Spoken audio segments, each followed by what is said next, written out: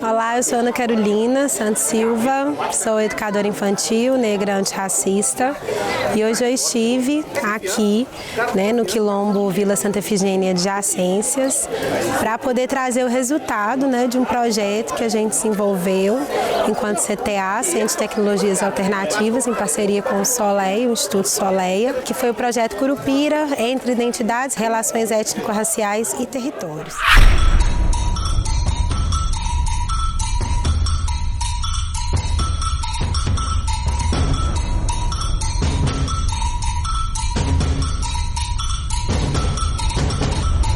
Na oficina de hoje, a gente fez um pouco diferente. Ao invés de simplesmente discutir mais uma política pública e até dando continuidade à discussão de educação escolar quilombola, o que nós fizemos foi trazer uma profissional que trabalhou durante o ano passado na escola, produzindo inclusive um protocolo antirracista, um documento construído pelos jovens, pelos estudantes da escola, junto com as professoras, para como lidar com o caso de racismo dentro da unidade educacional.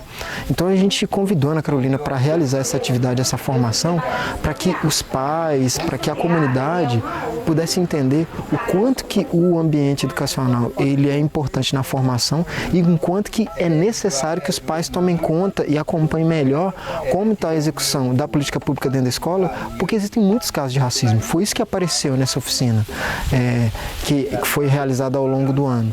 E por isso hoje a Ana Carolina trouxe a sistematização de todos os trabalhos que foram realizados ao longo do ano, para que as pessoas pudessem entender que o protocolo foi criado como forma de resposta aos vários casos, às várias situações de racismo que as crianças e jovens vivenciam cotidianamente na escola.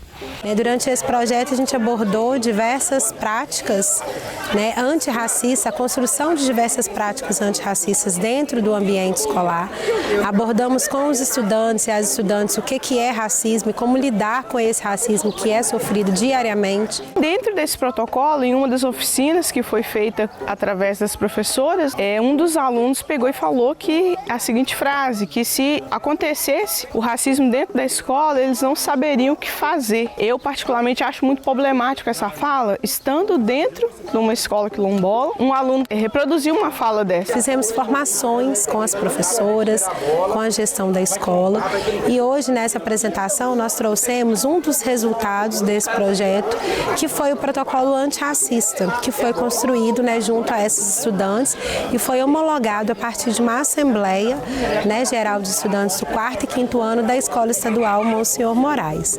Nesse protocolo, basicamente, é o caminho para que esses estudantes eles possam seguir caso eles sofram algum episódio de racismo, caso vejam, caso fiquem sabendo, caso presenciem. A gente sabe que no ambiente escolar, muitas vezes, se alega o desconhecimento do que fazer, a gente percebe um despreparo, e aí a gente não aplica isso diretamente às professoras, mas a todo esse sistema educacional que continua ignorando mesmo, as práticas antirracistas, a educação das relações étnico-raciais no contexto de formação, desde a formação inicial até a formação continuada, o que reflete também num desconhecimento e numa desassociação desses conteúdos aos conteúdos tidos como regulares.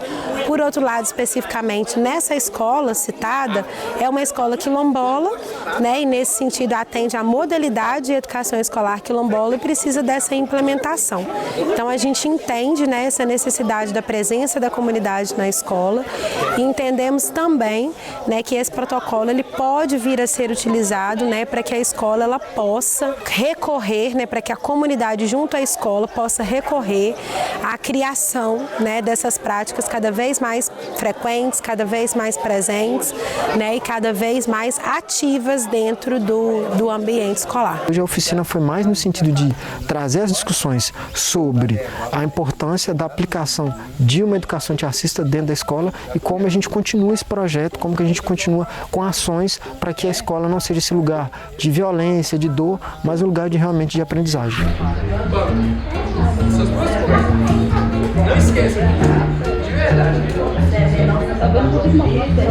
E agora vamos marcar os patrimônios da comunidade. E hoje realizamos mais uma oficina, mas com o objetivo, sobretudo, de ressaltar essa questão do patrimônio e de pensar o patrimônio e as políticas públicas como uma maneira de proteger o território, né?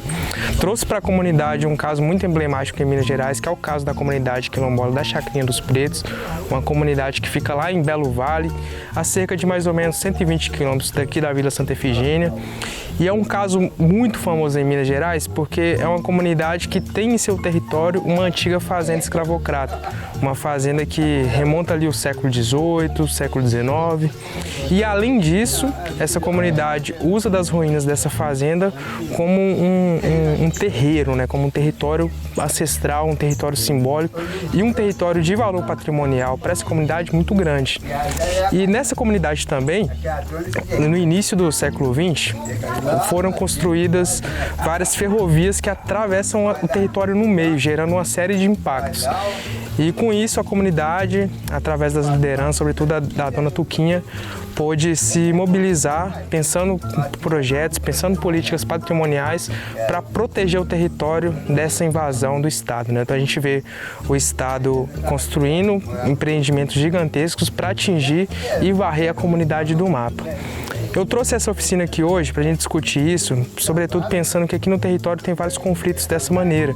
Está tendo uma discussão sobre duplicar a BR que passa aqui do lado e caso essa duplicação seja, por exemplo, aprovada, esse território que a gente está pisando aqui hoje é um território que vai ser varrido do mapa, porque a BR não está nem a 500 metros de distância daqui. A igreja da Vila Santa Efigênia, por exemplo, que é um importantíssimo marco patrimonial para a comunidade, também teria que ser removida do mapa. Então, muitas vezes, essas políticas de grandes empreendimentos, elas não importam com o patrimônio local.